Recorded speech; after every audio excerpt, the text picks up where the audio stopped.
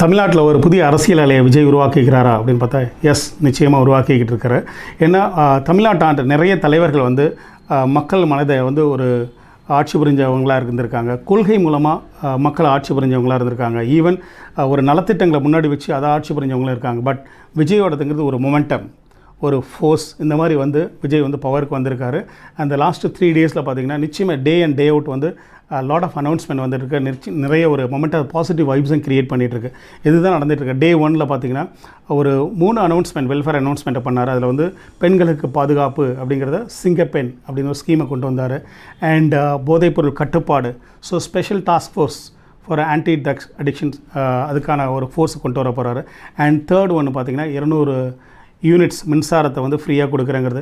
And டே 2ல் பார்க்குறப்ப and எல்லா கட்சி தலைவர்களையும் போய் மீட் பண்ணார். அவங்க வீட்டில் போய் மீட் பண்ணார். ஈவன் முன்னாள் முதல்வர் ஸ்டாலினாக இருக்கலாம், deputy chief minister Udhayanidhi Stalin, Vaiko and Seeman, பிஎம்கேவோட லீடர் மிஸ்டர் அன்புமணி, இந்த மாதிரி எல்லா லீடரையும் மீட் பண்ணுறப்ப இது வந்து ஒரு அரசியல் நாகரிகத்தை வந்து நெக்ஸ்ட் லெவலுக்கு எடுத்துகிட்டு போகுது அப்படின்னு சொல்லிட்டு ஈவன் இதை வந்து வைகோ கூட அண்ணாவுக்கு அப்புறம் விஜய் தான் வந்து எல்லாரையும் மீட் பண்ணார் அப்படிங்கிற ஒரு வார்த்தையை எடுத்து வச்சார். அண்ட் டே 3 நம்ம எல்லாருமே எழுந்திரிச்சப்போ பார்த்திங்கன்னா இமீடியட்லி ஃப்ளாஷ் நியூஸில் 717 டாஸ்மாக் மூட போகிறோம், அது வித்தின் 2 வீக்ஸில் க்ளோஸ் பண்ண போகிறோம், பள்ளி கல்லூரிகளுக்கு இது பக்கத்தில் உள்ளது, இல்லை கோயிலுக்கு பக்கத்தில் உள்ளது, இந்த மாதிரி எதெல்லாம் மூட போகிறோம் அப்படின்னு சொல்லி வந்தது.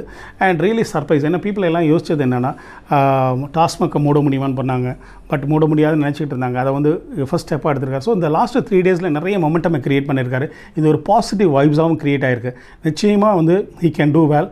அண்ட் அதை எதிர்பார்ப்போம். இந்த எதிர்பார்ப்பே வந்து அந்த மக்களோட மனதில் வந்து ஒரு நல்ல மாற்றத்தை உண்டாக்கும்.